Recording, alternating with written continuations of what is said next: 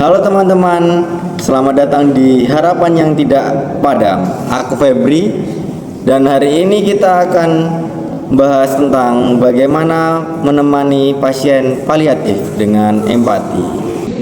Irham, apakah kamu sudah lama menjadi relawan paliatif? Dan apa arti dari empati? Betul, empati itu bukan cuma kasihan, tapi kemampuan untuk benar-benar memahami perasaan pasien tanpa menghakimi. Kadang cukup duduk diam, mendengarkan itu sudah membantu mereka merasa dihargai. Betul, dalam paliatif empati menjadi dasar semua tindakan. Kita tidak bisa membuat pasien sembuh, tapi kita bisa membuat mereka merasa dicintai dan tidak sendirian lagi. Aku pernah dampingi temanku di rumah sakit.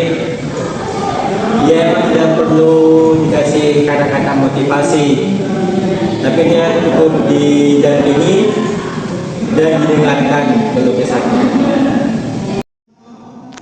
Jadi empati itu hadir dengan hati, bukan dengan tindakan. Kadang kita ingin berbicara, tapi takut salah bicara. Bagaimana caranya untuk menunjukkan empati yang benar? Pertama, dengarkan dengan aktif, jangan langsung memberi saran. Tanyakan apa yang dibutuhkan dia hari ini. Kedua, jaga kontak mata dengan nada suara yang lembut. Itu untuk penghormatan bagi dia. Aku biasanya bawa hal kecil seperti playlist lagu lembut, foto kenangan, dan lain-lain. Itu membantu pasien merasa lebih tenang dan hal sederhana tapi berdampak besar. Dan penting juga buat sadar batas diri. Kalau kita ikut terlalu larut sedih, kita malah kehabisan tenaga. Aku biasanya sholat dan berdoa tiap hari. Pulang dari rumah sakit supaya hati tetap lebih tenang. Indah banget. Jadi empati itu juga butuh dari hati dan iman yang kuat dan seimbang. Betul, Rasulullah SAW mengajarkan kita rahmat kasih sayang yang lembut. Merawat orang sakit adalah amal yang sangat mulia, tapi harus tetap dengan hati tulus dan sabar dalam.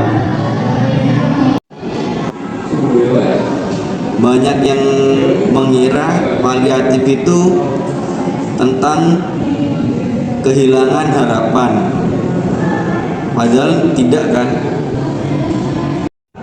Benar, harapan itu bisa berubah bentuk, bukan lagi sembuh total, tapi bisa tidur tanpa rasa nyeri, bisa tersenyum, bisa berkumpul dengan keluarga. Itu juga bentuk harapan.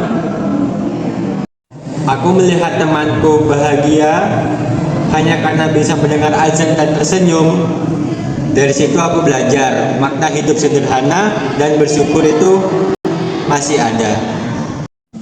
Jadi, sebagai tenaga kesehatan atau pendamping, tugas kita bukan menyalahkan harapan palsu, tapi menjaga semangat yang realistis dan penuh kasih sayang.